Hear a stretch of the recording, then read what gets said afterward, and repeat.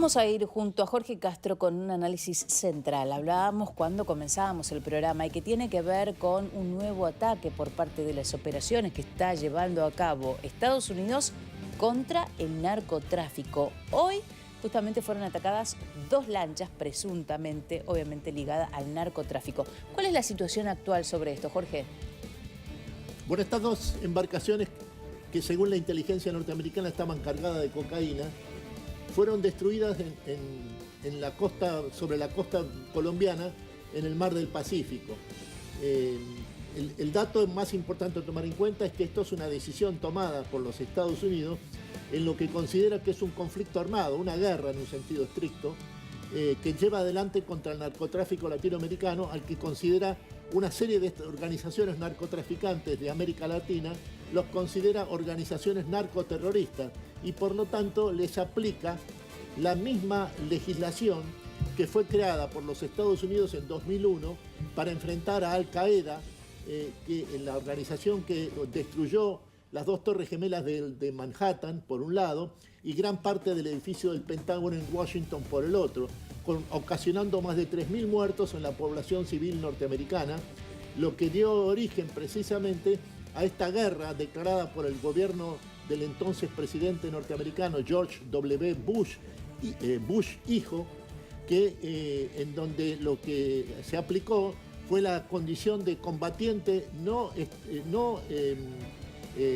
de combatiente extranjero de los Estados Unidos, enemigo de los Estados Unidos, que podía ser por lo tanto sujeto a una eliminación sistemática, cosa que ocurrió no solo con el líder y fundador de Al Qaeda, Osama Bin Laden, que fue destruido, fue eliminado por una operación de las Fuerzas Especiales norteamericanas en territorio de un país aliado, que era Pakistán, sino que también esto se aplicó a más de 400 dirigentes de Al Qaeda en distintas partes del mundo que fueron eliminados sistemáticamente por los Estados Unidos a través de operaciones de fuerzas especiales o directamente de la inteligencia norteamericana. ¿Hasta dónde puede llegar a escalar este conflicto, Jorge?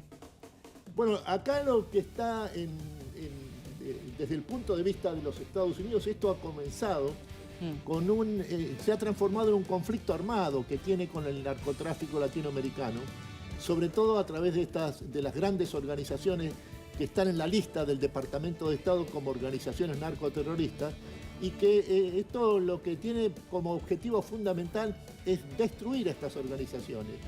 Y el punto más importante a tomar en cuenta acá es que cuenta para eso con la colaboración activa de México, con la presidenta Claudia Sheinbaum, sí, claramente, pero al mismo tiempo está el problema que tiene México con los Estados Unidos en relación al narcotráfico, es un problema pendiente, que es el hecho de que los 29 jefes del narcotráfico mexicano que fueron entregados por la presidenta Claudia Sheinbaum a los Estados Unidos para que fueran juzgados por los tribunales federales norteamericanos, ya han hecho todos ellos largas exposiciones para ponerse de acuerdo con las autoridades norteamericanas y evitar, en el caso de varios de ellos, especialmente el jefe del cartel de Sinaloa, que sea condenado a muerte, porque están acusados de varias muertes, incluso de integrantes de la DEA, la Organización de Lucha contra el Narcotráfico de la Agencia Federal Norteamericana.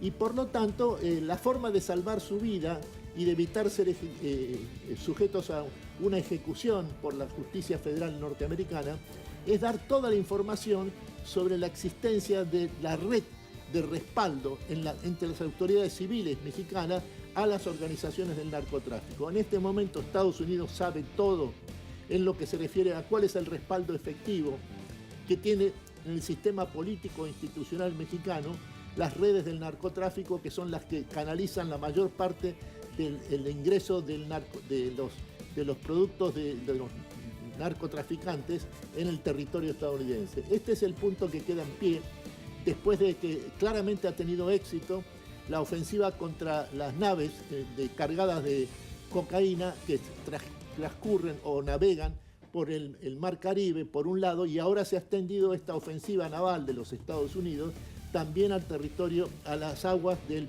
Océano Pacífico.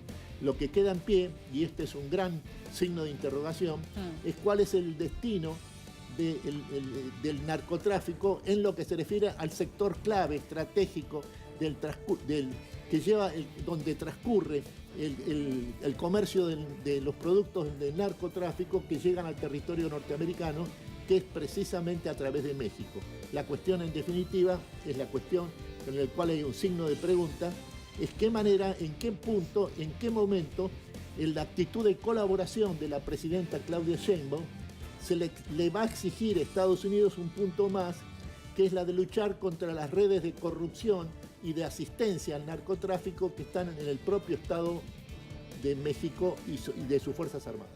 Continuamos en esta ronda informativa. Esto es News para toda América Latina y hablamos de Venezuela porque allí la vicepresidenta de ese país anunció que se interpuso en el Tribunal Supremo de Justicia un pedido de Nicolás Maduro para retirar la ciudadanía a los opositores, entre esos Leopoldo López, por llamar a una invasión extranjera en Venezuela. Esta notificación, como les estoy comentando, fue dada por la vicepresidenta Delcy Rodríguez, quien informó a través de su cuenta en Telegram que Maduro presentó el viernes un recurso ante el Tribunal Supremo de Justicia para solicitar el retiro de la nacionalidad venezolana a Leopoldo López bajo el argumento de que él habría llamado una invasión extranjera contra Venezuela. En ese sentido, la vicepresidenta Rodríguez señaló que la solicitud de Maduro se basa en la presunta comisión de traición a la patria y la violación de varios puntos de la Constitución de Venezuela. Precisamente, Diosdado Cabello, ministro del Interior, se refirió a esta solicitud de quitarle nacionalidad a Leopoldo López. Escuchemos a Cabello. Leopoldo López hace tiempo no es venezolano, tiene otra nacionalidad, nadie le está quitando su derecho a ser ciudadano del mundo. Pero más allá de eso, él acepta públicamente enrolarse en un ejército enemigo contra su propio país. Cuando él pide invasión contra su país, ¿en qué ejército se está enrolando? ¿En qué ejército se está alistando? ¿En el ejército de la patria o en el ejército de los invasores? En consecuencia, su nacionalidad corresponde al ejército de la fuerza invasora, no al ejército de Venezuela.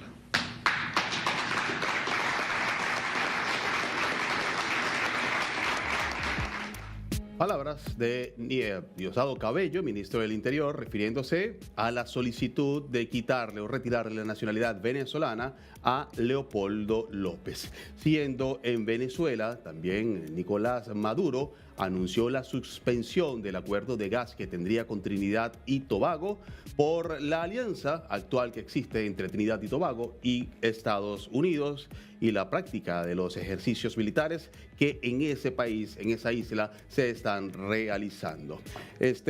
Lo dijo Nicolás Maduro, quien anunció ayer lunes la suspensión de este acuerdo energético con la isla de Trinidad y Tobago, acusando a la primera ministra trinitense, Kamala Persad, de amenazar con convertir a Trinidad y Tobago en el portaaviones del imperio estadounidense contra Venezuela ante la realización de ejercicios militares de Estados Unidos en esa isla. Trump, con ataques en tierra contra el narcotráfico. He aprobado la medida cautelar de suspensión, pero escuchemos lo que el mismo Nicolás Maduro dijo sobre esta suspensión del acuerdo energético. Que es denunciar el acuerdo energético que firmamos con mucha ilusión hace años para el desarrollo de los bloques de gas compartido que Venezuela tiene. Trinidad y Tobago agotó toda la reserva de gas, se quedó sin gas y nosotros, en una muestra bolivariana de hermandad y solidaridad, hemos mantenido este acuerdo energético, pero ante la amenaza de la primera ministra de convertir a Trinidad y Tobago en el portaaviones del imperio estadounidense contra Venezuela, contra Sudamérica, queda una sola alternativa. Yo he leído este informe, he aprobado la medida cautelar de suspensión inmediata de todos los efectos del acuerdo energético y de todo lo convenido en esa materia. Es una medida cautelar a la cual tengo potestad como presidente y he aprobado y he firmado. Suspendido todo. y estoy elevando la consulta constitucional al Consejo de Estado, al Tribunal Supremo de Justicia y a la Asamblea Nacional para recibir las recomendaciones como jefe de Estado y tomar una medida estructural muy pronto en esta materia. Así que se aprueba la medida cautelar, suspendido todo, y se estudia la medida estructural que iría a mayor profundidad en esta materia.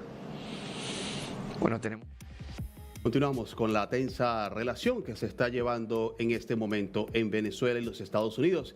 Y precisamente hablando de Estados Unidos, el portaaviones más moderno en la historia de ese país ya se encuentra surcando las aguas rumbo al Mar Caribe y se estima que se esté posicionando frente a las costas venezolanas muy pronto en estos días. La nave insignia y la más avanzada, como les estoy contando, de la flota norteamericana se encamina al área bajo responsabilidad del Comando Sur de los Estados Unidos y podría situarse a las puertas de Venezuela.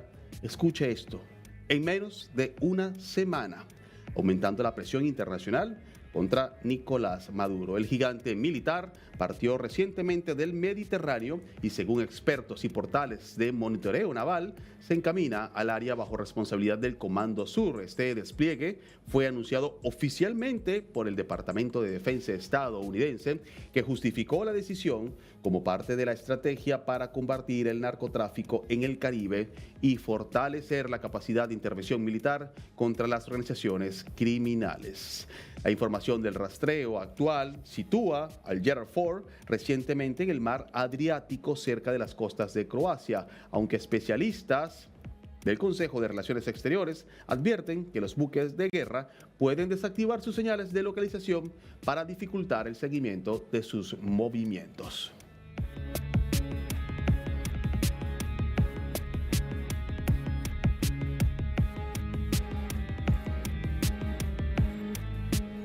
En referencia al respaldo norteamericano hacia la política de oposición venezolana, el Congreso de ese país está estudiando realizar un respaldo y un reconocimiento a la actual líder y Premio Nobel de la Paz, María Corina Machado. En imágenes tenemos este comunicado a través de su cuenta en X de Rick Scott, un congresista norteamericano, quien ya dice que María Corina es una heroína para su pueblo y una verdadera campeona de la libertad y la democracia en Venezuela.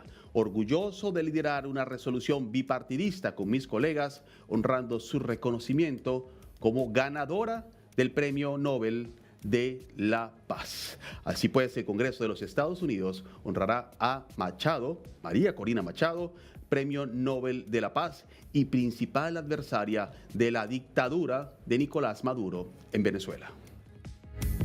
Barco a Trinidad y Tobago, que se encuentra tan cerca de Venezuela y que es el destino de las narcolanchas, ¿no?, que ha venido bajando Donald Trump en el último tiempo. Voy a hablar de esto y mucho más con Verónica Recia. ¿Cómo estás? Muy buenas tardes. Muy buenas tardes, qué gusto tenerte acá. Igualmente estar, sí. Bueno, vamos a estar charlando de esto. Vos sabés que estaba recién mirando que me llamaba la atención una columna de Kenneth Roth.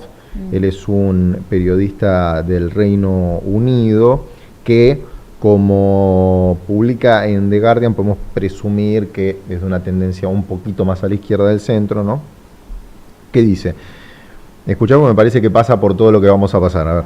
No debería sorprendernos que Donald Trump, tras haber sido cómplice del genocidio israelí en Gaza, ya arranca así, ¿no?, esté dispuesto a burlar la ley en lo que respecta a sus belicosas amenazas a Venezuela y sus ataques letales contra supuestos barcos narcotraficantes cercanos.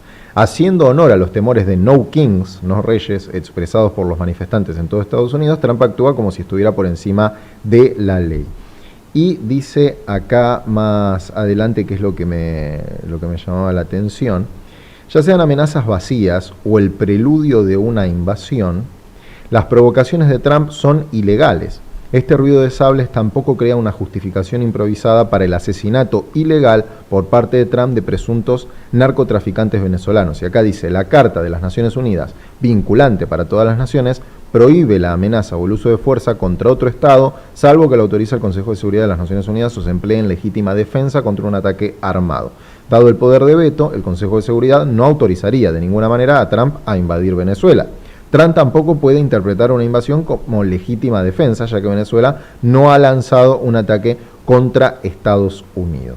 Entonces, el territorio de la especulación en torno a la invasión de Venezuela es muy complicado. Si ya fue complicado el tema de Irak, que está bien, ahí involucraba a otros actores desde la parte invasora, entonces había que convencer a mucha gente. Con argumentos fraudulentos, Con argumentos, sí, las armas de destrucción con masiva Tony Blair, no... que dijo, según su departamento de inteligencia, aseguraban que esas armas de destrucción masivas existían y después se demostró que no, que habían hecho una interpretación muy burda de lo que había sido el informe real de inteligencia del Reino Unido, y Tony Blair nunca fue a ningún juicio por estos crímenes de guerra y por haber provocado no solamente la muerte de ciudadanos en Irak, sino también la muerte de soldados estadounidenses que hasta el día de hoy le están reclamando a los Estados Unidos haberse involucrado en una guerra donde en definitiva el argumento para invadir era falso. Claro, esto es terrible. Claro,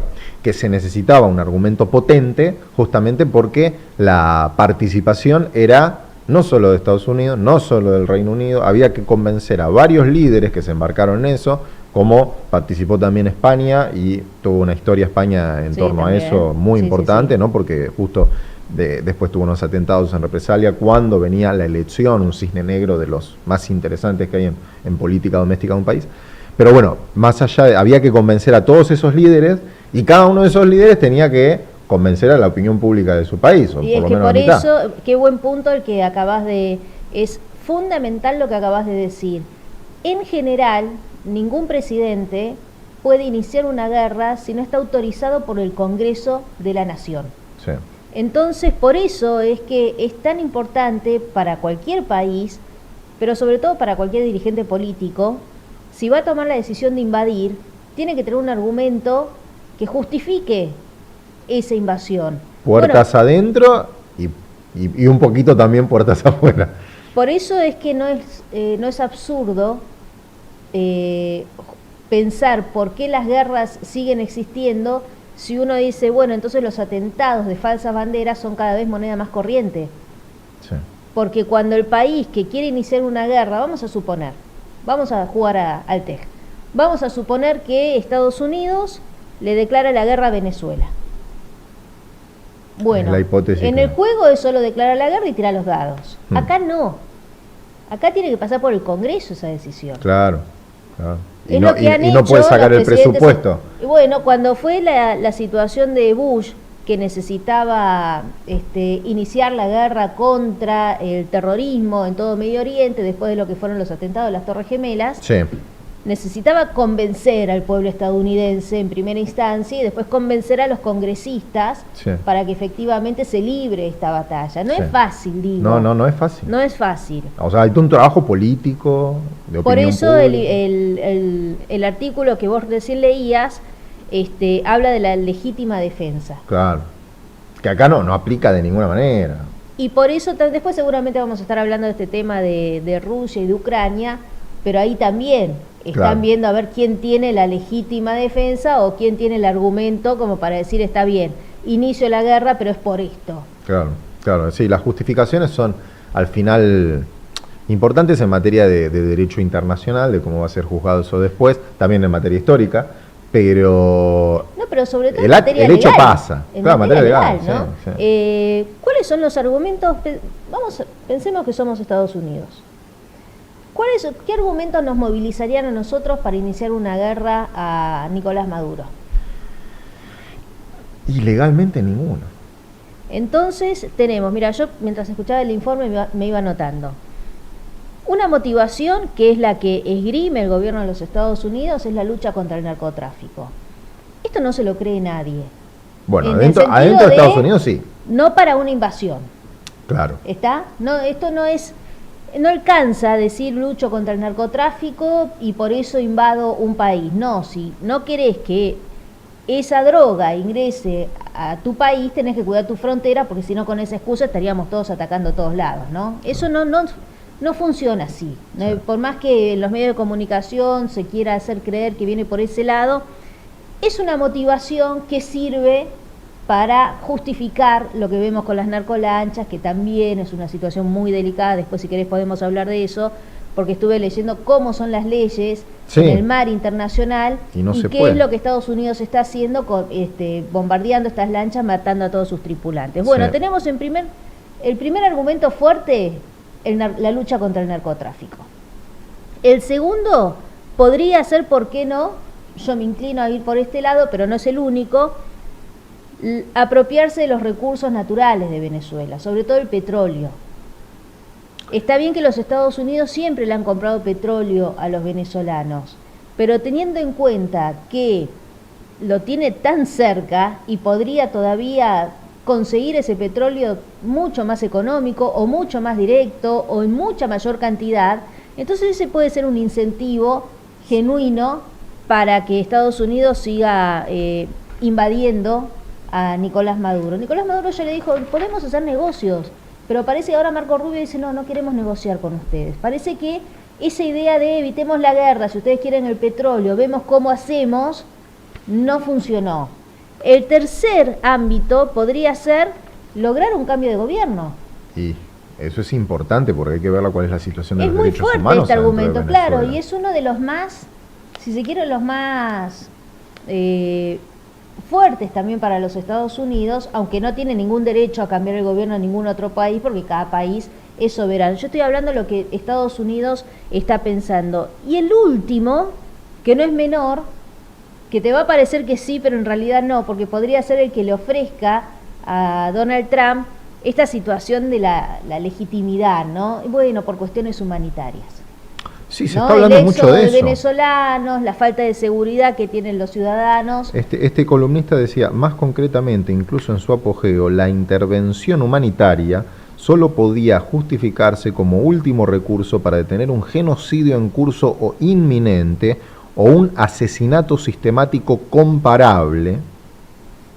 Esto se debe a que solo las matanzas a gran escala pueden justificar los riesgos inherentes a cualquier uso de la fuerza militar, incluso por razones supuestamente humanitarias. Entonces, ¿qué necesitas para tener el argumento perfecto de la motivación humanitaria? Y informes de la ONU que ya se vinieron haciendo en la época de Bachelet, desde hace rato. Sí, pero principalmente, si me dejas pensar mal, como corresponde a la hora de hablar de geopolítica, para entender por qué las cosas suceden, necesitas iniciar como mínimo una crisis interna, para que esa desestabilización vaya en aumento, la grieta de estar a favor o en contra de Nicolás Maduro todavía se profundice más, y con este agrietamiento todavía más marcado en la sociedad, podría Estados Unidos decir, nosotros por razones humanitarias vamos a hacer presencia en Venezuela. ¿Esto quiere decir que es legítimo, que es legal?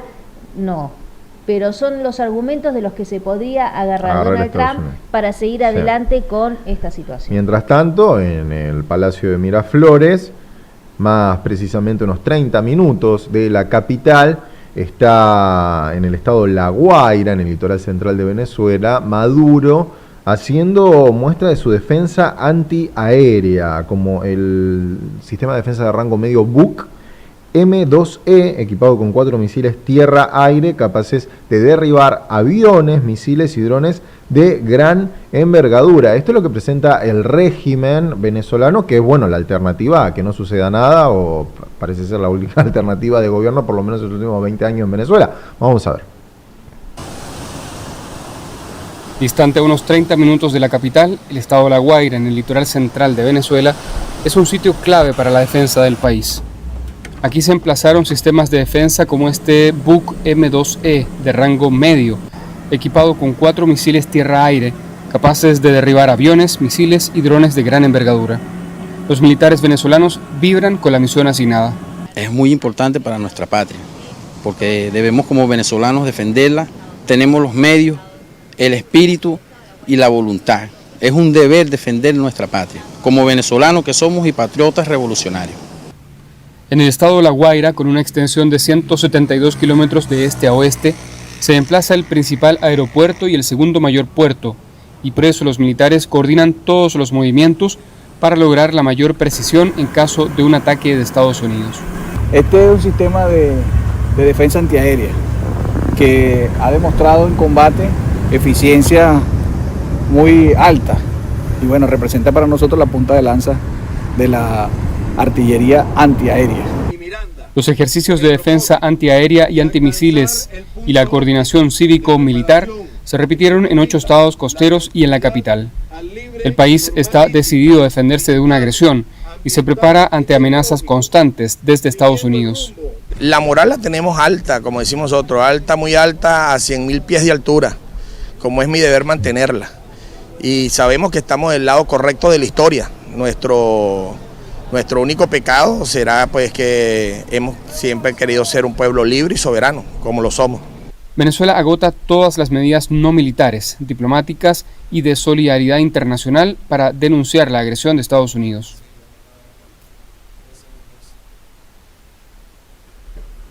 Bueno, lo que esté agotando Venezuela a mí me parece que no va tanto con esta última frase del informe, porque lo que podría hacer el régimen, evidentemente narcoterrorista, ponele que no, ponele que es el régimen más bueno del mundo, ponele que es gente con las mejores intenciones del planeta, dudoso.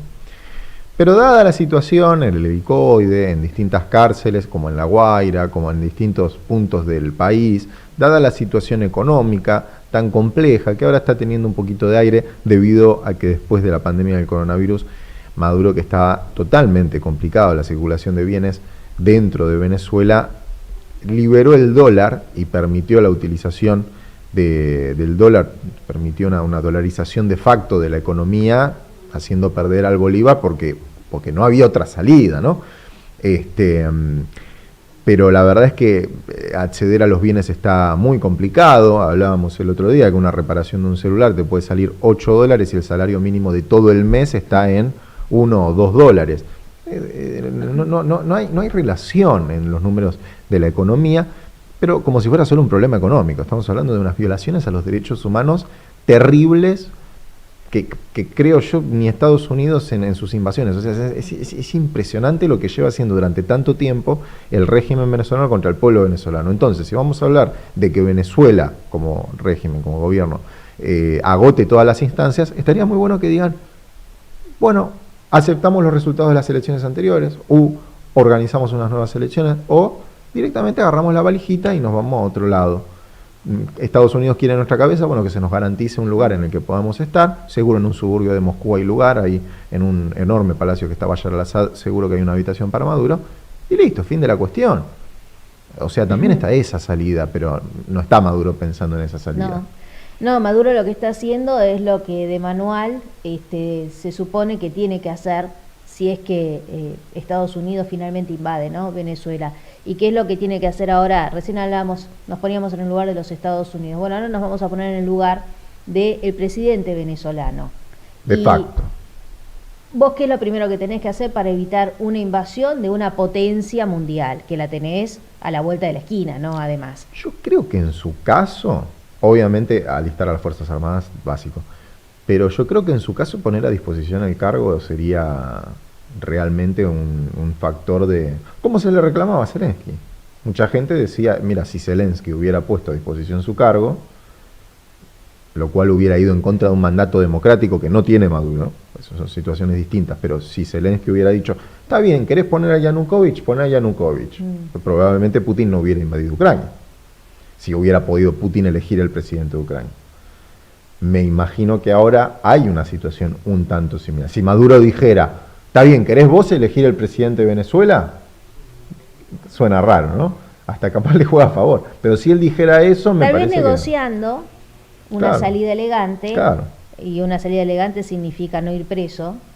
O que no le corten la cabeza. Ni él, ni todos los que están al lado de él. Pero eso no es lo que está haciendo el presidente venezolano. Lo que está haciendo Maduro es, o lo que debería hacer, además de la movilización de las tropas, como vos bien decías, es principalmente de alguna manera garantizarse la lealtad de las tropas. Porque ahí es donde apuntan también desde los Estados Unidos cada vez que elevan, ¿no?, el premio, ¿cómo se dice cuando te van a dar dinero por dar datos de una persona, la recompensa. Cada vez la elevan más. ¿Por qué? Porque están esperando que algún cercano militar traicione a Nicolás Maduro. Por eso es que en estos momentos yo no creo que esté para nada tranquilo el presidente venezolano, sabiendo que en cualquier momento pueden internamente romper esa lealtad y esa confianza, que hay que decirlo también, no es lo que lo mantiene en el poder. Sí. Acordate que en el año 2019, cuando intenta hacer el golpe de Estado Guaidó, que fracasa, daba la sensación que lo iba a lograr, ¿no? Estaban todas las cámaras, además de televisión, pendientes de lo que sucedía. No logra hacerlo, pero ¿cuál era el motivo por el cual muchos venezolanos tenían la esperanza de que esto suceda? Ellos estaban confiados de que estas fuerzas militares lo habían traicionado. Claro. Sí, la traición de las fuerzas, de los altos mandos, me parece. Y además, ¿no? hubo toda una purga, ahora que estoy haciendo memoria. Claro. Hubo un recambio. Sí.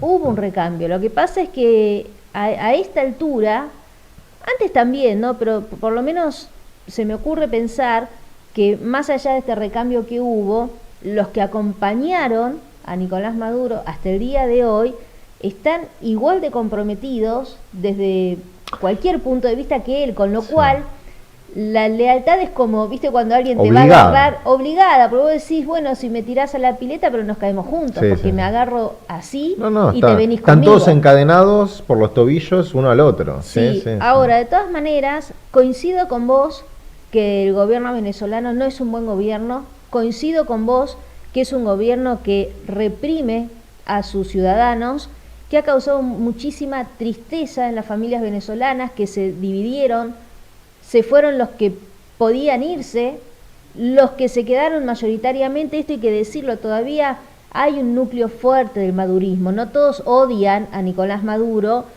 y esa cantidad de personas, que puede rondar el 20 o el 30% de la población, son mayoritariamente los que ahora quedaron en Venezuela, ¿no? Esto también hay que considerarlo.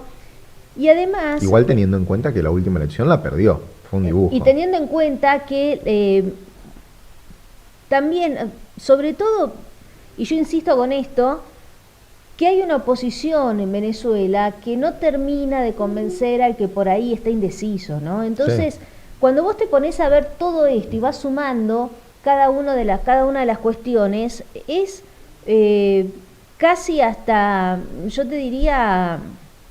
Yo no sé qué va a pasar a ciencia cierta entre los Estados Unidos y Venezuela, porque tampoco se me ocurre que es muy fácil para Trump en este momento abrir un nuevo frente de batalla, ¿no? Fíjate que está viendo cómo arregla el tema de las tierras raras con Xi Jinping, porque si no se le para la producción, no solo de la tecnología, de lo que es todo el sector armamentístico en los Estados Unidos, porque necesitan esas tierras raras.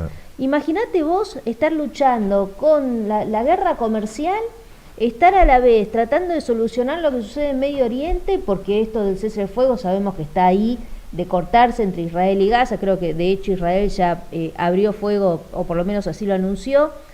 Digo, viendo qué pasa entre Rusia y Ucrania, y vas a sumar esto en este preciso momento, además teniendo en cuenta que recién vos decías no kings, ¿no? Acá sin reyes. Hay una grieta interna en los Estados Unidos de la que no muchos hablan, pero que está hace demasiado tiempo y cada vez se profundiza más. Mirá, una vuelta, no me acuerdo quién decía esto, pero me imagino que deben haber, son varios los que lo comparten. Alguien decía, bueno, no sé si no era Zelensky, mira, para ustedes es muy fácil porque a ustedes nadie los va a invadir, ustedes tienen un océano de por medio, entonces territorialmente, geográficamente, es muy difícil llegar a los Estados Unidos, entonces ustedes se meten en todas guerras que están a kilómetros y kilómetros de distancia, y es verdad, pero sí tiene Estados Unidos un enemigo que puede destruirlo, y es la propia división interna, la guerra civil. Se puede terminar con una potencia mundial desde adentro. Y esto Donald Trump lo sabe muy bien. Yo creo que está más consciente él que Biden de esta situación. Porque Biden nunca te hablaba de esto, pero Donald Trump durante su campaña, él decía, nos quieren desestabilizar. Y es probable que si Pero alguien creo tiene que se ha intenciones de debilitarlos, venga Sí. por ahí la situación. Pero me parece como que es quien más se ha beneficiado, Donald Trump, de la división interna. No, una cosa es que políticamente en el discurso haga una utilización efectiva de esta situación. Por eso vemos cómo están persiguiendo a los migrantes, por eso vemos un montón de cosas. Pero otra es que realmente ellos saben que esto puede suceder. Mirá, hay muchos países, no sé si vas a coincidir conmigo, Martín, pero hay muchos países en Europa que están votando a gobiernos de derecha, no porque les guste la idea de una persona más autoritaria, porque son los únicos políticos que les hablan del problema de las migraciones absolutamente descontroladas.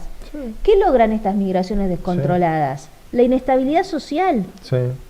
La falta de cohesión. Viene un montón de gente que de repente no comparte tu idioma, no comparte tu religión, no comparte tus costumbres, social, no se puede integrar. Aumenta la criminalidad. Aumenta la criminalidad, la discriminación, la falta de concordancia.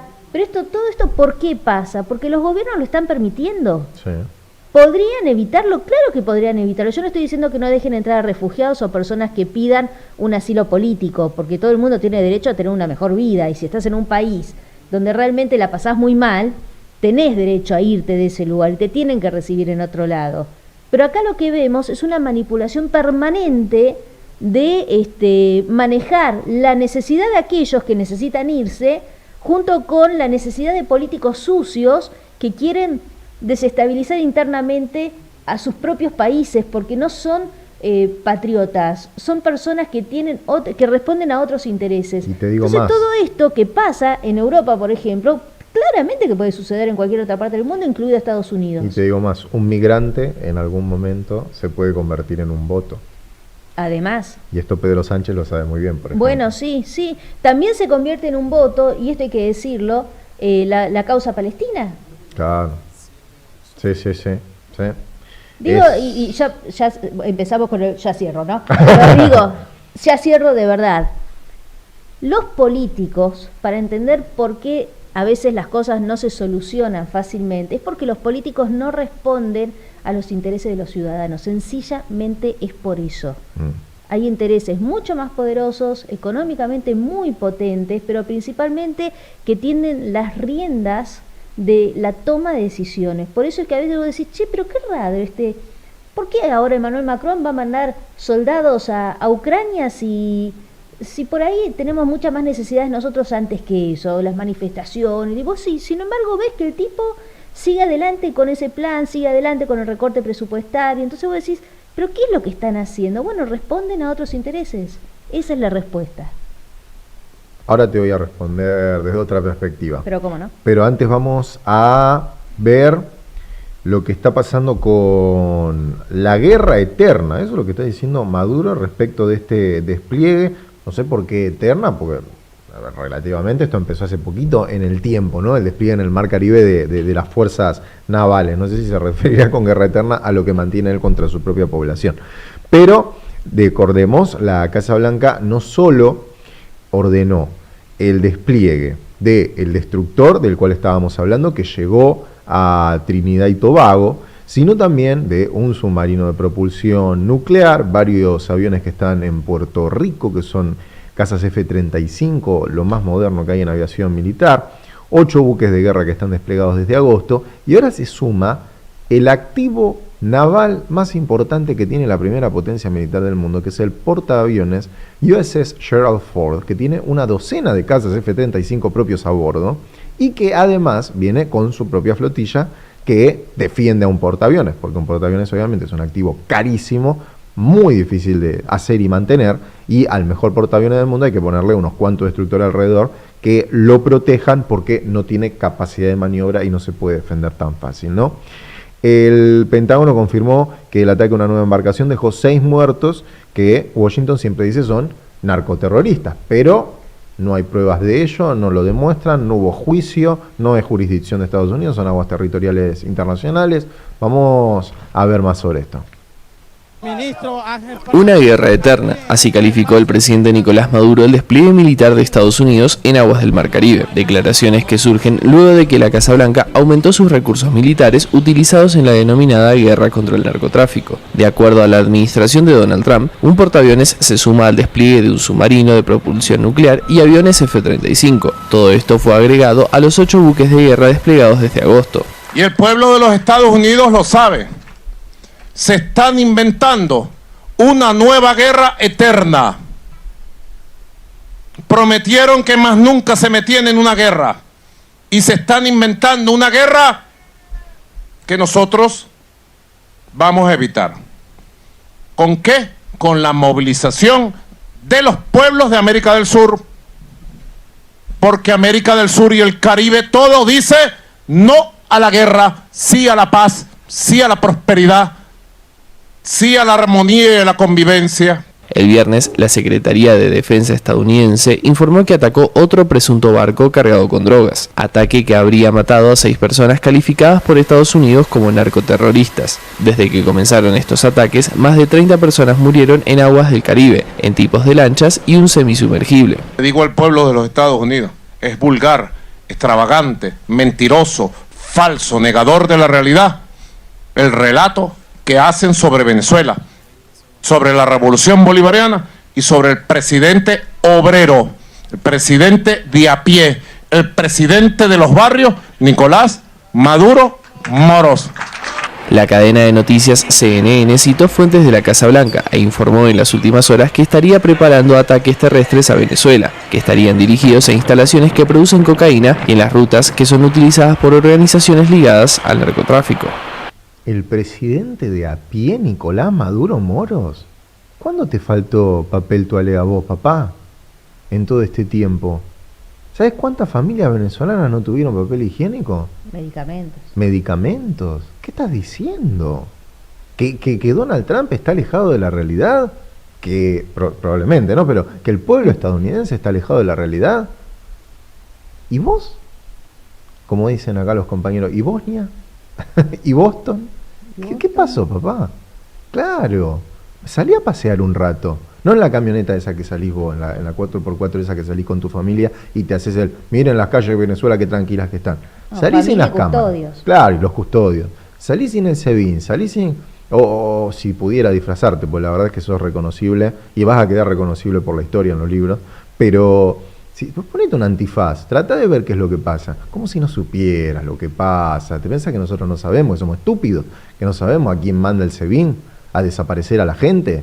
¿Qué te piensas? ¿Que la gente esta que estuvo encerrada en la embajada de Argentina, que ahora es de Brasil, que no sé quién tiene la escritura del edificio, que estaban encerrados ahí porque les cantaba a ellos? Dale. ¿Qué hipocresía? Bueno, tienen un control muy fuerte de lo que es el discurso mediático. Y esto lo conoce muy bien Nicolás Maduro, lo conoce muy bien, lo utiliza muy bien. ¿Viste el programa que él tenía? No sé si lo sigue teniendo. Sí, me parece que no tiene más. El aló presidente que tenía Chávez, que fue después lo tenía él, canales todos los canales son de ellos. Todos los canales. Globovisión era el último bastión que quedaba libre. No se puede ver Globovisión porque es toda propaganda del régimen. Lo mismo con Venezolana de Televisión. Sí. Ahí cabe recordar Radio Caracas Televisión, que fue la primera gran licencia que cerraron, RCTV, que hay chicos que están naciendo que ni saben lo que es RCTV, y RCTV producía... como es las telenovelas impresionantes que iban para todo el mundo. O sea, han dilapidado todos los sectores, desde la libertad de expresión en su tema por ahí menos importante en materia geopolítica, como puede ser el arte de una telenovela, no es un game changer en términos políticos, ¿viste? Sí. Pero era una industria importante que tenía Venezuela, entre Miss Universo, de ahí hasta PDVSA, han dilapidado todo. Bueno, es interesante este punto que vos tocás, porque podríamos hacer un paralelismo con otros presidentes que son también muy autoritarios, pero que son eficientes, ¿no? Por ejemplo, se me ocurre hablar de Xi Jinping, se me ocurre hablar de Vladimir Putin, por nombrarte dos importantes, digo. son presidentes que no permiten digamos, que emerjan opositores dentro de lo político, están hace muchos años en el poder, pero tienen ciertamente algún apoyo, no alguna solamente popularidad no que solamente nace la de gente, claro, sino de los resultados claro, que están los teniendo, digo. sí, sí. Y esto es algo que se le critica mucho a Nicolás Maduro, además de todo lo que tiene que ver con las libertades de expresiones, que para mí son muy importantes. Soy una persona que me toca la libertad en el aspecto de la expresión, y siento que ahí es el principio del fin, sí, de cualquier forma. Sí. Pero cuando además de eso tenés un Estado absolutamente fallido, ineficiente, sí, ineficiente, porque sí, vos decís, hasta en el trámite más absurdo, sí, ni que un no semáforo, es por una cuestión de sí, decir, sí, qué sé yo, hasta cuando yo he escuchado venezolanos que quieren pagar para que se les renueve un pasaporte y están con 17 tarjetas y no pueden pagar un servicio. Claro. ¿Me explico? Entonces, yo no veo una salida para Maduro para Venezuela. A mí Maduro me preocupa muy poco. No veo una salida.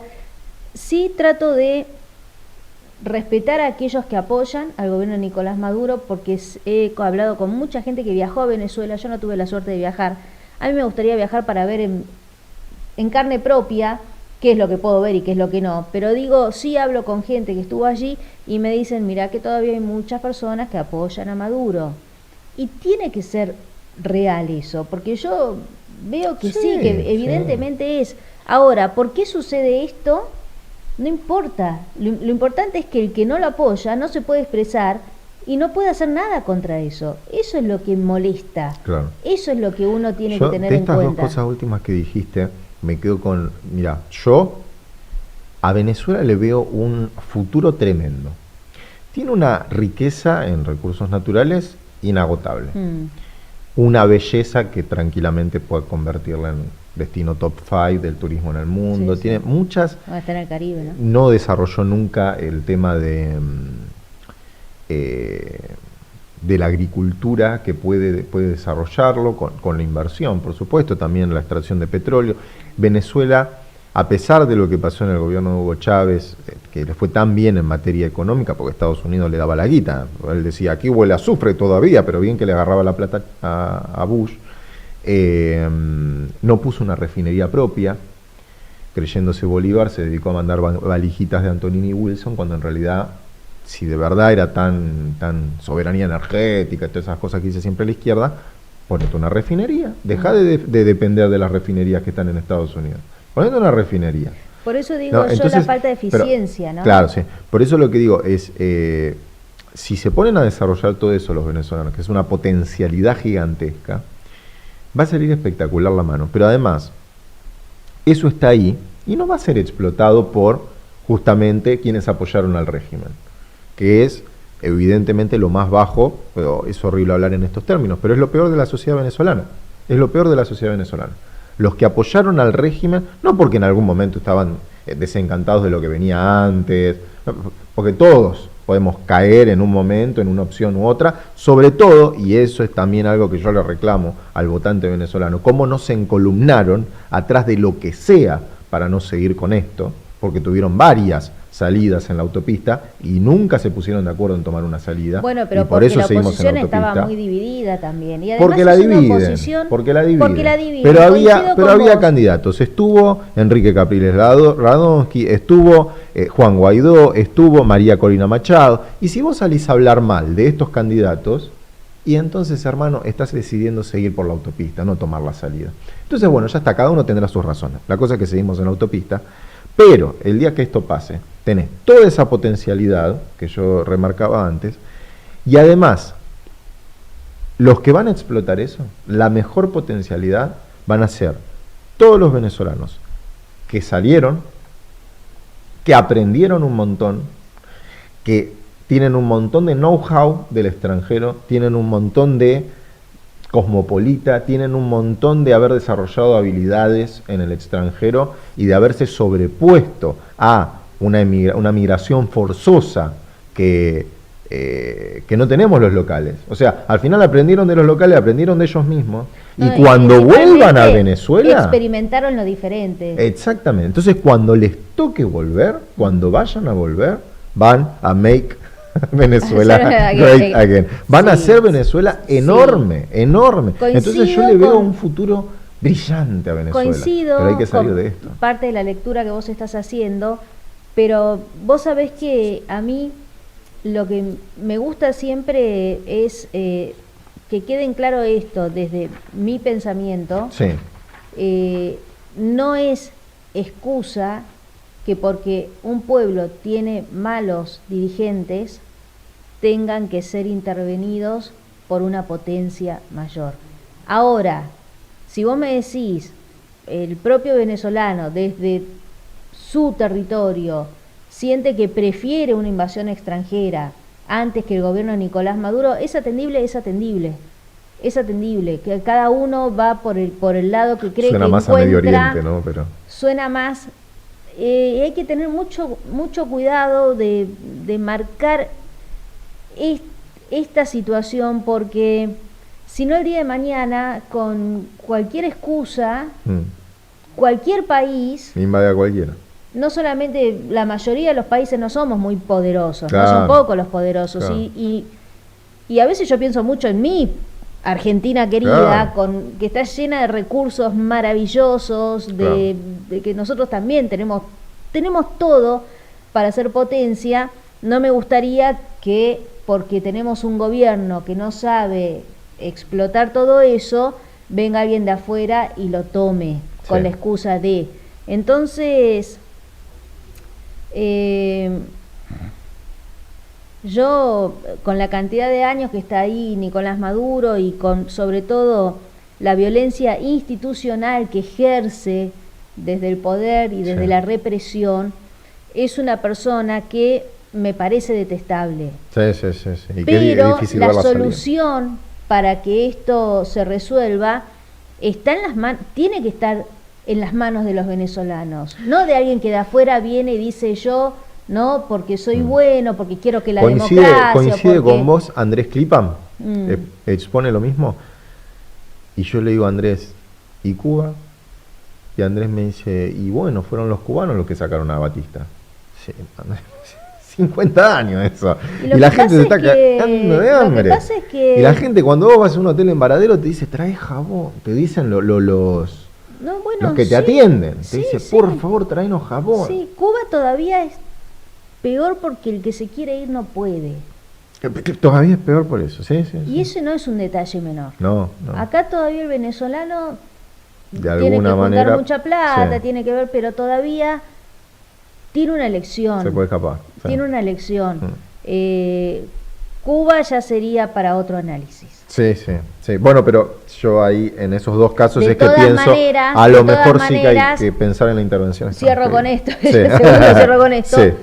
Cuba para los cubanos, Palestina para los palestinos, Venezuela para los venezolanos, Israel Argentina para los argentinos, Israel, ¿me explico? Sí, yo pienso lo mismo. Basta de Ucrania para los ucranianos, digo. Tal cual. Bueno, si yo creo que ahí se abren las puertas. Sí, a que después cualquiera haga cualquiera. Exactamente. Por eso a mí no me gusta este precedente que sentó Vladimir Putin en el siglo XXI, en el cual no había grandes guerras en Occidente, y de repente el tipo dijo, no, pero hay 3 que hablan ruso, y empezó a inventar y empezó a meter gente con falsa bandera, los hombrecitos verdes, y empezó a hacer cosas, y viste, mirá si Estados Unidos va a invadir México, porque dice, no, hay 3 que hablan inglés, o Inglaterra con Estados Unidos. Ya empezás a abrir la puerta a que cualquiera invente cualquier historia. Exactamente. Entonces, mejor no toquemos el territorio del otro y ya está. Es la marcha del